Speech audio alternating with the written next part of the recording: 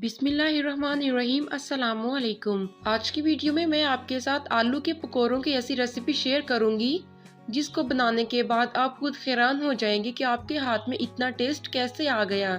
चलिए आलू के क्रिस्पी पकौड़े बनाना स्टार्ट करते हैं।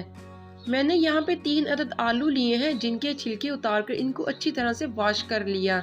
अगर आप चाहें तो ज्यादा आलू भी ले सकती हैं, लेकिन मैं कम पकौड़े बनाऊंगी इसलिए मैंने 3 आलू लिए। अब इनको हम ग्रेटर की मदद से अच्छी तरह से ग्रेट कर लेंगे। तो मैं इनको ग्रेट करती हूँ और मिलते हैं फिर इनको ग्रेट करने के बाद। तो ये देखिए मैंने यहाँ पे तीनों आलू को ग्रेट कर लिया है। इनमें अब बहुत ज्यादा एक्स्ट्रा पानी है जिसको हमें निकालना होगा। अगर हमने ये पानी ना निकाला तो हमारे पकोड़े खराब हो जाएंगे। थोड़ा थोड़ा करके हम सभी आलूओं का पानी निकाल लेंगे और उन्हें एक साफ बोल में डाल देंगे। तो देखिए यहाँ पे सारा पानी निकल चुका है। अब हमारे पकोड़े खराब नहीं होंगे। अब इनमें तमाम स्पाइसेस ऐड करेंगे। बारीक चॉप की हुई प्याज डालेंगे 2 टेबल स्पून। हरी मिर्च डालेंगे 1 टेबल स्पून जिसको मैंने बारीक काट लिया है। बारीक कटा हुआ फ्रेश धनिया डालेंगे 1 टेबल स्पून। नमक,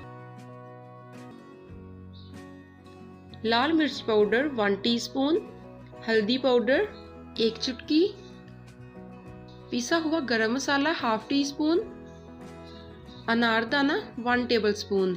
अगर आप अनारदाना पसंद नहीं करते तो आप इसको ना डालें, ये बिल्कुल ऑप्शनल है। खुश्क धनिया डालेंगे 1 टेबल स्पून जिसको हाथों से अच्छी तरह से मसल लेंगे ताकि धनिया की खुशबू और भी अच्छी आए। अब इस सारे बैटर को हाथों से अच्छी तरह से मिक्स कर लेंगे। आप चाहें तो चम्मच की मदद से भी मिक्स कर सकते हैं, लेकिन मैं यहाँ पे इसको हाथ से मिक्स करूंगी।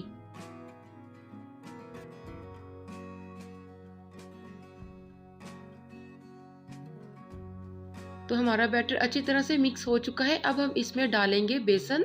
2 टेबल स्पून मैं बेसन डालूंगी, लेकिन अगर आपको बेसन कम लगे तो आप इससे ज्यादा भी डाल सकते हैं।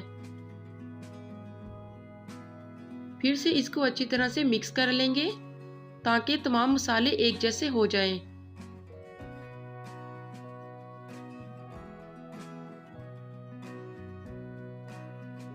तो हमारा पकोड़ों का बैटर फ्राई होने के लिए तैयार हो चुका है। अब हम एक कढ़ाई में तेल गरम करेंगे। तेल गरम हो चुका है। अब हम चम्मच या हाथ की मदद से थोड़ा थोड़ा बैटर लेकर कढ़ाई में डालते जाएंगे। एक बात का आप खास ख्याल रखें, जब भी आप ये पकोड़े बनाएं तो पकोड़े आपस में जुड़ने नहीं चाहिए।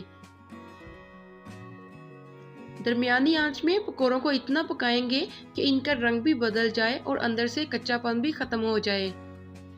तकरीबन मुझे 15 से 20 मिनट हो चुके हैं और ये देखें पकोड़े गल भी चुके हैं और इनका रंग भी बदल चुका है। हमें बिल्कुल ऐसा ही रंग चाहिए। हम इससे ज्यादा इनको ब्राउन नहीं करेंगे। पकोड़ों को छलनी की मदद से निकालकर प्लेट में रख देंगे।